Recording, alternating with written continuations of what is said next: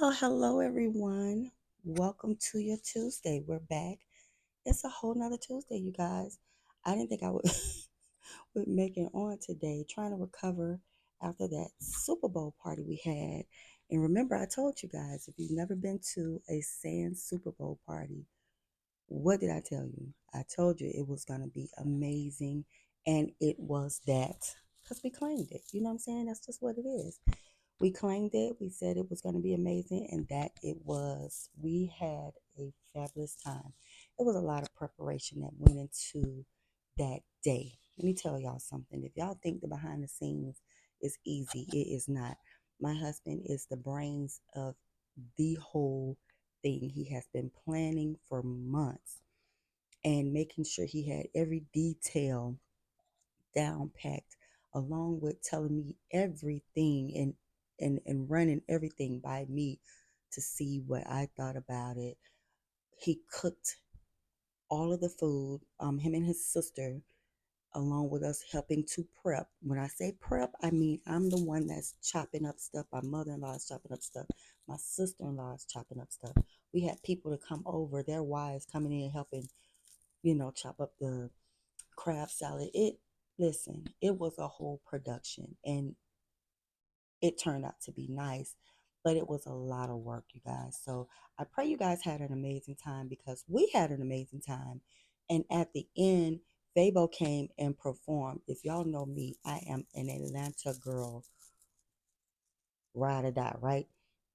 And to see Fabo perform at the end, what energy I was depleted at the end, but baby, when he performed, it was just like, I don't know what came through my body. I was like, yes, yes, but it was great. So thank you guys for coming and enjoying that. And I pray that you guys are, today is a beautiful day. It's not raining outside. It's a beautiful Tuesday. So I pray that you guys can get in there, get to work, enjoy some of this beautiful sun. I know that it is, the wind is a little disrespectful.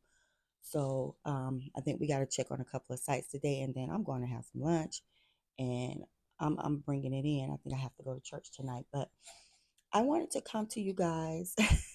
This is a good topic because this is something that I have experienced. A lot of my friends have experienced. I think everybody that is been married that may have a single mom has experienced this in their marriage. I want to talk about marriage, in your marriage, what before you get married or right when you get married. What is your relationship with your in-laws? A lot of time, I'm speaking today on single mothers because this is usually what the deal is for single moms or just moms in general with boys. That's what I'm gonna go on. Moms in general that have boys, and then when they get married, what was your what was it like for you when you got married to a man that had a mom that was single? What was it like for you? My mom was single. Fred's mom was single. So this is a topic that we've dealt with. We've dealt with it. And now that I have my own children, I kind of, when I had my own children, I kind of understood what it was all about once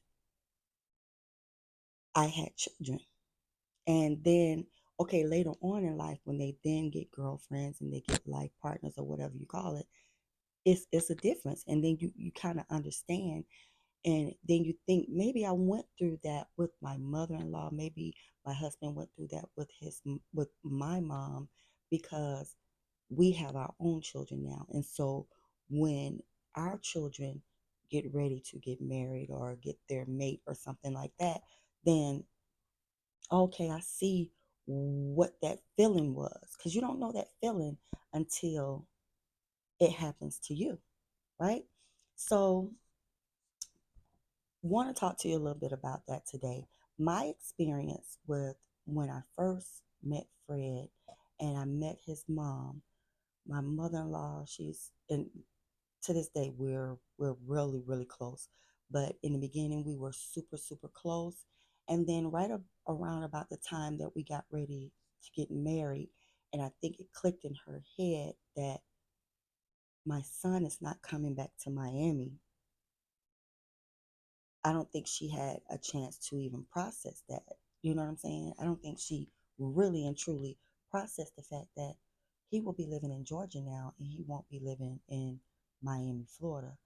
And that was um it bothered her a lot. It did. And it in turn made it seem like she turned into a monster-in-law almost, because she went from this sweet lady to, oh my God, my son is not coming back to Miami, and it's all because of her.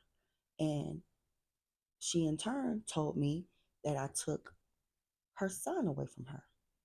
And I'm like, you're not, as the fiance or wife or whatever you're thinking, you're not thinking about it like that. You're thinking about, like, how can I take your son away from you? Your son will always be your son. A mother's love is always a mother's love. But she wasn't able to process the fact that her son was not coming back to Miami, Florida. And what would that look like? He's going to be living in Georgia for the rest of his life? Oh no, that is a whole problem. It turned into a whole situation and a whole problem. And so, for years and years, it was back and forth with that whole thing, couldn't believe that her son was going to be living in Georgia. It was a lot to process. But then now at this stage in my life, and even before then, I think I I, I remember early on in my marriage, I started saying, you know, because I have my own kids, maybe I'm going through this with my mother-in-law because I have boys. Boys and their mom, it's a special bond. It's a special bond. And it's almost like, see, I have a husband, so my boys were not the men of the house. But for a single mom, boys are the men of the house. You can have girls, like she had girls, but it was something about that boy that was like, no, he was supposed to stay here. He was supposed to be close by his mom. So she thought, right? And she had to process that. And that was a lot for her.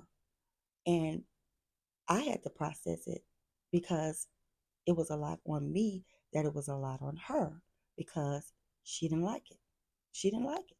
The bottom line, point blank, she did not like it. And I have boys now.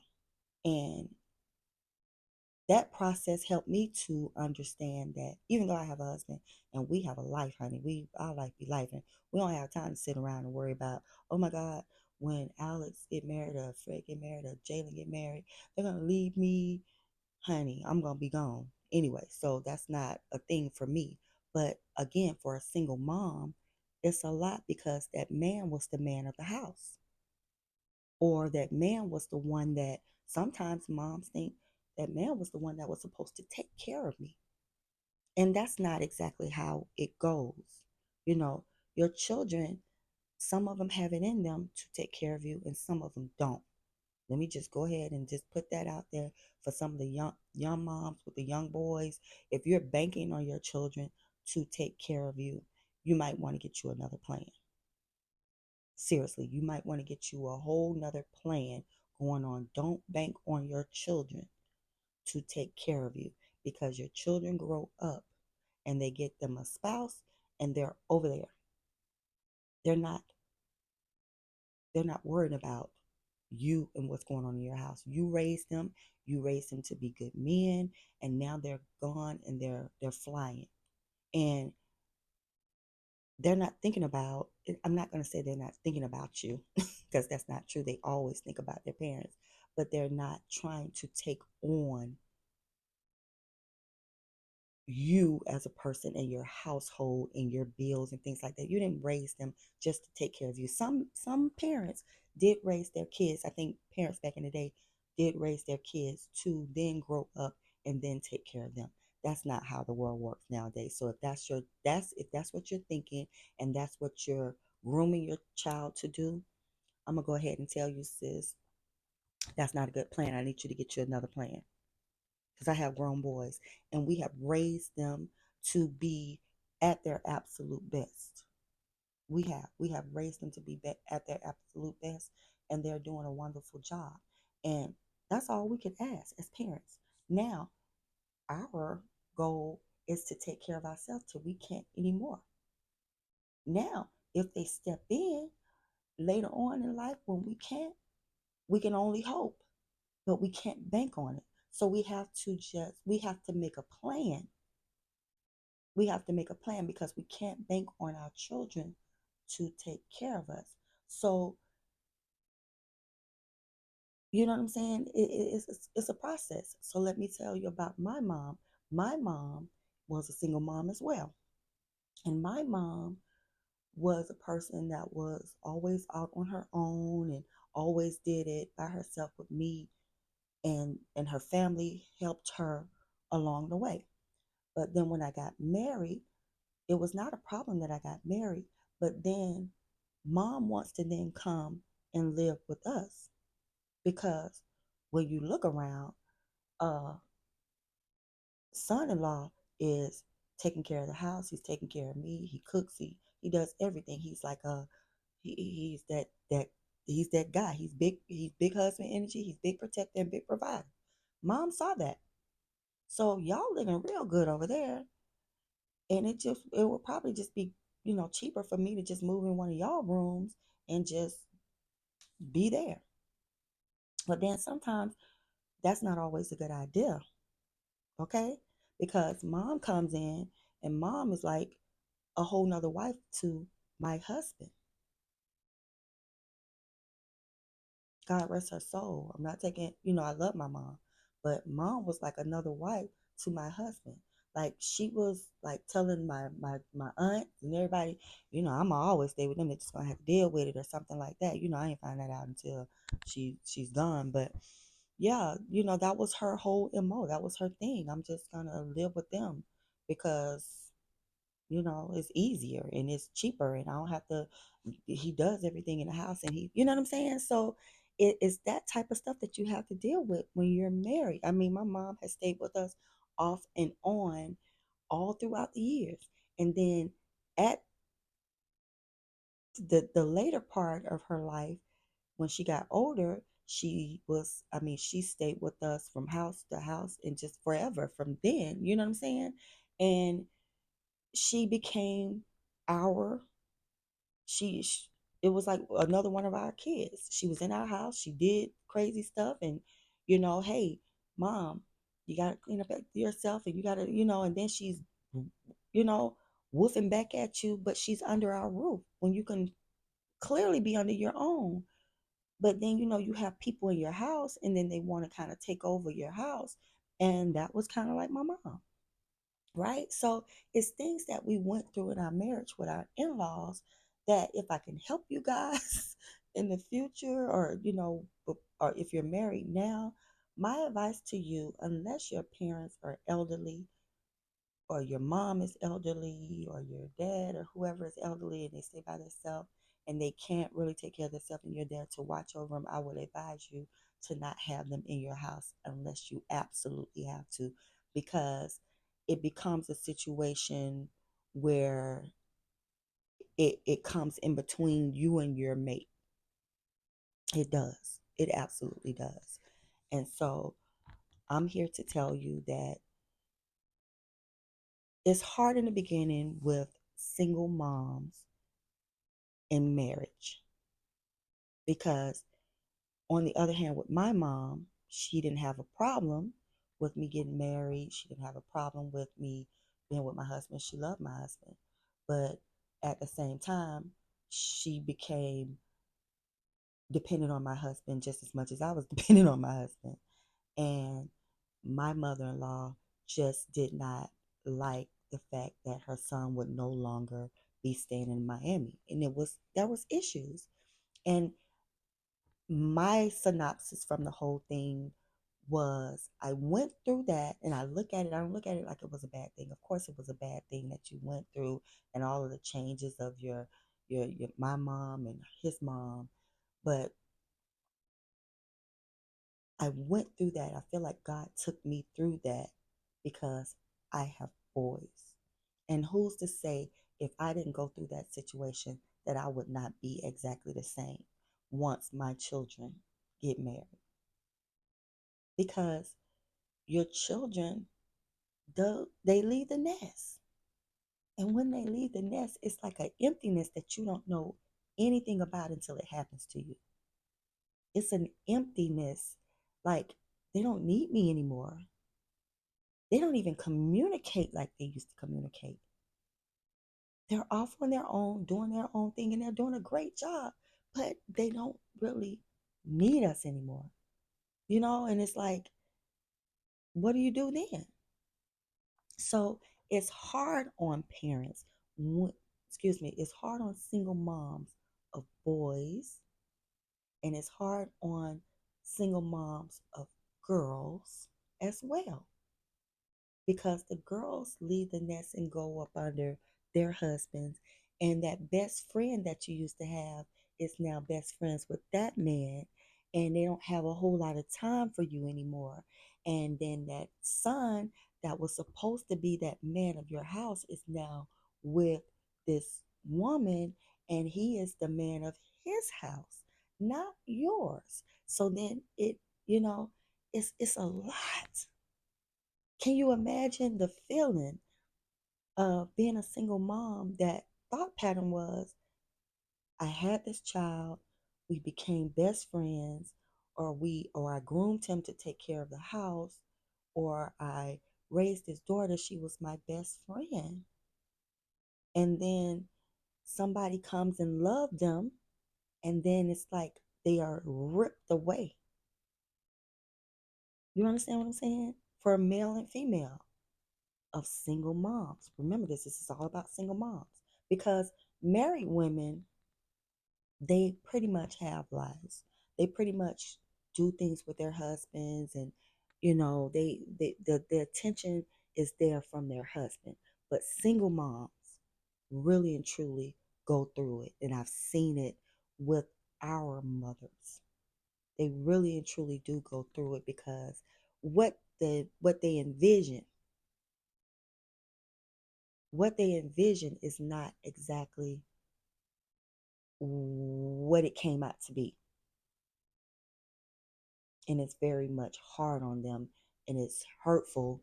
But at the same time, they have to learn to understand. And me and my mother-in-law, we're so close. We're good. You know what I'm saying, nowadays. And but in the beginning, it was good in the beginning when I was a girlfriend. But once we got married, it got very much rocky, because wait a minute, my son is not. Wait, so you're planning on living in Georgia? You're not planning on bringing her to Miami? Oh, hold on. That is a whole problem. We hadn't discussed that. It wasn't discussed. It was just we got married, and we knew we were staying in Atlanta, but it probably wasn't discussed with her that Atlanta would be home for us from now on. And I'm sure that was a lot.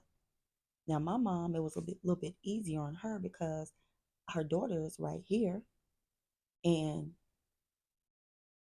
she was a single mom, and she needed some help at times, and she would just move in and move out until she just said, no, I'm just gonna move in with them because it's easier for me to move in with them. But then you come in here, and it's a whole takeover, and I'm gonna do things how I want to do in y'all house. How you feel about that? It's a lot. So again, I would advise, unless they're elderly, unless they cannot take care of themselves, I would advise you to let them have their own space, so the relationship, this is what I'm trying to say, so the relationship doesn't dampen, so you won't be pulled away from your parents. Because the last thing you want to do is, I don't want you to be treating me like this, and I don't want you to be treating my wife like this, so you know what, I'm just going to stay away. You don't want that. You have to support your children in the things that they do, even when you feel like it's not the right choice for them. That's not up to you. It's their lives. If they're grown and they are living on their own and they have their own, there's nothing that you could do about it. You have to support them in their decisions. That's just what it is. It's not up for negotiation. You have to support them in that situation. You know, I might not necessarily agree with everything that my children do, but they're grown. Who am I to say what they can do and what they can't do? I can't, when they have their own and they're doing their own thing, I can't tell them, honey, that's not the right person for you. I don't like her. You would just have to pray and just pray to God. God, I pray that person doesn't break my child's heart. I pray that whatever they do and wherever they go, that they prosper in abundance. And you have to speak that kind of stuff over them instead of speaking ill will. Because a lot of times when you're doing that, when you're trying to say things to hurt that girl or that guy, you try to say things to hurt them, you're trying to get rid of them, it really is backfiring on you. It's not really going to do anything to them, because if you ever notice, when you're trying to draw a wedge between somebody, it makes them closer, and it makes you push further and further to the back. So the best thing you can do is support them so you can be a part of their lives than to try to manipulate and and and throw daggers and things like that, because it doesn't work in your favor. It never does. It never does work in your favor. So you must, parents, listen to me.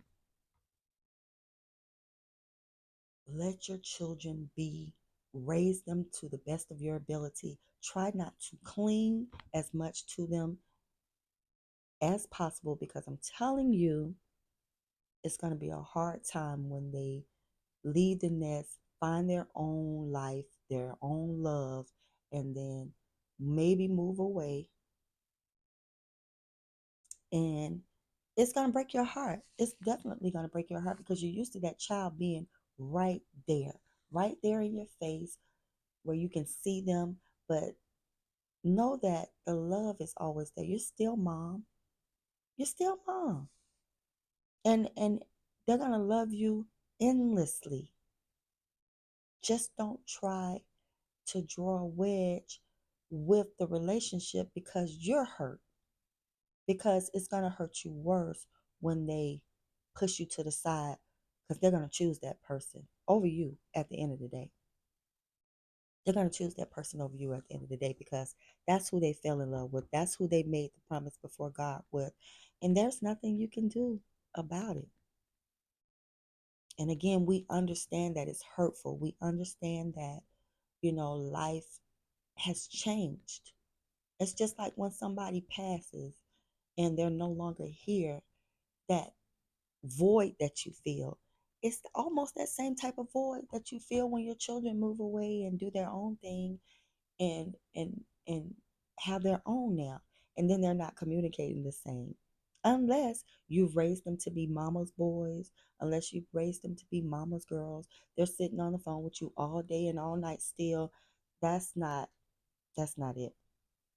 A checkup once or twice or three times a week, even every day is fine. Every day a call or whatever is fine, just to see how you're doing or whatever you're doing. But don't pull on your children. Don't pull on your children. Get you a plan. Get you a plan. Figure out what you're going to do in life to occupy your time, instead of trying to draw a wedge between the husband, the wife and the husband, or whatever it is. Find you a plan on what you're going to do in your life, so you won't have to pull on your children and try to make them and pull them away from their spouse, because it's not going to happen. It's not going to happen. Where there's one, you might have won with the first one, but then there's gonna be more, and it's gonna be more, and it's gonna be more. It's always gonna be somebody else, because you can't be the love of his life or her life. You have to find something to do with yourself, and and be happy. Just be happy and celebrate the fact that you have raised wonderful children, and they're off and they're married and they're having their own children and they're doing great. You got to celebrate that. You got to celebrate it. But I understand that it's hard, because I'm there. I understand that my children has grown up and they don't need mommy anymore and they don't need daddy that much anymore. They call for advice, but they are on their own and they're living their lives. And it's just, that's just what it is. Everybody's gone. But guess what? We had our own plan. So when we got done with raising children, now it's time to live. Go out and find out what you like to do. If you like to travel, if you like to go out, you like to entertain, whatever. Go find that. Enjoy that. Because some children, they living their best life. Just, you better learn how to live yours. You better learn how to live yours because I'm telling you, they're gone. They're gonna come back and visit. They're gonna come back and love on you. It's just they're not supposed to be there every day loving on you. They're not supposed to be your crutch. They're not your crutch. You got to find something else to put your attention to on a daily. You got to. And it's going to be hurtful. I'm telling you, once they leave to go to college, they come back different.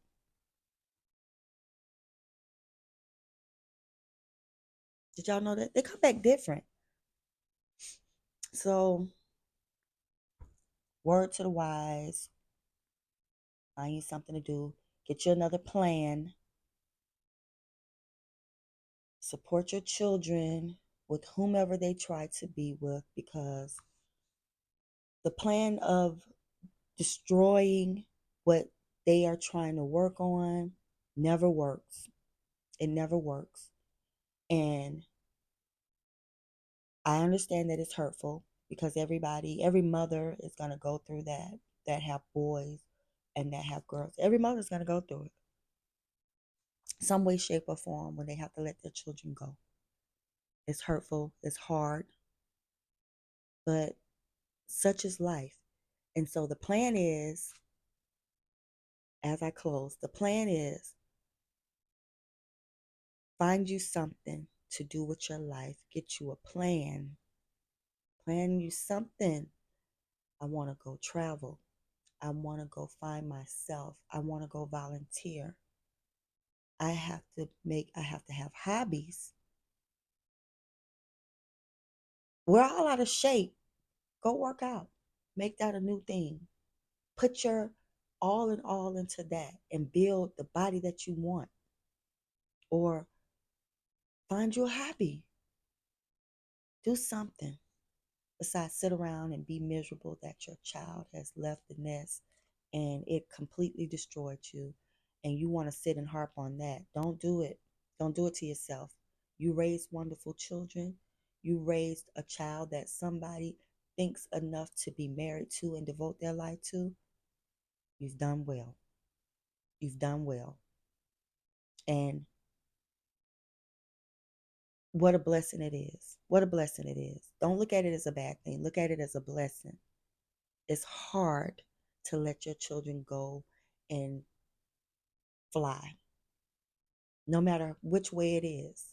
No matter if they go and they're by themselves and they've moved to God knows where. It doesn't matter. Just let them fly and support them in all that they do and find you something to do with yourself. That's it. That's all I have, you guys. Just don't be the monster in laws to your children, spouses when they get married because, you know, I know later on in life that you will become great friends and family because we all did. My husband loved my mom in spite of her issues, and I love my mother-in-law. I still love my mother-in-law despite of her issues in the beginning in our marriage. You know, you become closer later on in life, but it was a hard time in the beginning because nobody it wasn't a book on this stuff. It's not a book on this stuff. Nobody tells you how that's going to work. Those feelings just come up and it's like it just overtakes you and there's nothing you can do about it. besides it hurts. But that's all I have. Don't be a monster in law when your children get married. Work on that. Work on what you're gonna do. What's gonna happen. Look up and study how you can support your child when that happens. Because it's gonna happen. And I've been through it. My husband's been through it. And we made it. We're at 29 years this year in June. And it wasn't always easy, but you know, we're here. We're empty nesters. We um we started early and we're still young enough to live life. And what a blessing that is. And still, even though we were, young college kids that had kids, had a child, had one child in college, we've done well with our lives. So it's always hope. It's always hope. It's always hope. And you know how you try to say it as nice as you possibly can? Just find you something and make you a plan. That's all. That's my only advice. Make a plan on what you're gonna do with the rest of your life now that your children are off and married and doing their own thing. Because with them being off and married and doing their own thing, does not plus one you.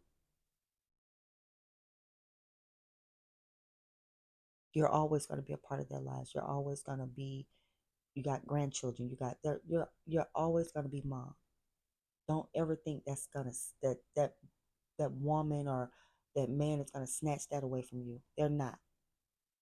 They're not. It's just a different type of love now that happened. That's it. All right. Love you guys. I will be back next Tuesday. I'm telling you, when you blink your eye, this week is gonna be gone. And I'll be right back again next Tuesday. Like I feel like it feels like deja vu. It feels like I was just here, but it was a whole week of chaos last week after I did the last episode. It went into you know Super Bowl, playing the Super Bowl. We had people coming in town on Friday and Super Bowl. And then yesterday was a day of relaxation because Super Bowl was on Sunday. So yesterday I did absolutely nothing because I told you I woke up and my toenails were hurting. My toenails were hurting and it was my feet were too tender to walk on them. And I said, I'm not doing anything. I'm just laying around all day. So I feel so much better today. About to get up, get out, and do my thing. But Valentine's Day is tomorrow, you guys. So don't forget, love on you. It's not all about gifts, but make sure that you're doing something extra for your mate that deserves it. Not just these men, just because, hey, they out here need a sponsor. No, if your man has been husbanding or boyfriend ing and been doing his thing, you make sure that you love on him on tomorrow and vice versa. If that person deserves it, they need to be acknowledged tomorrow. Tomorrow is the love day. And if you don't have anyone, it's okay. Have fun and do creative things and love on yourself. There's nothing wrong with being by yourself on Valentine's Day. Understand, love is love. Just love on somebody else. Love on your mother. Love on your dad. Make it about that. It's always a way to spread love, okay? Love you guys. Enjoy your week. Have a fantastic Valentine's Day. Can't wait to hear all about it. And send me your thoughts on the episodes. Comment. I want to hear the comments. My comments are dying down. People still call me with what they want to hear, but my comments are dying down. So I want you guys to come in and let me know that you hear me, you understand me, if you can relate, what have you. All right. Don't forget, tell a friend, Marriage Our Way. Subscribe. Subscribe to my YouTube channel and hit the bell. Love you guys. Enjoy. Bye bye.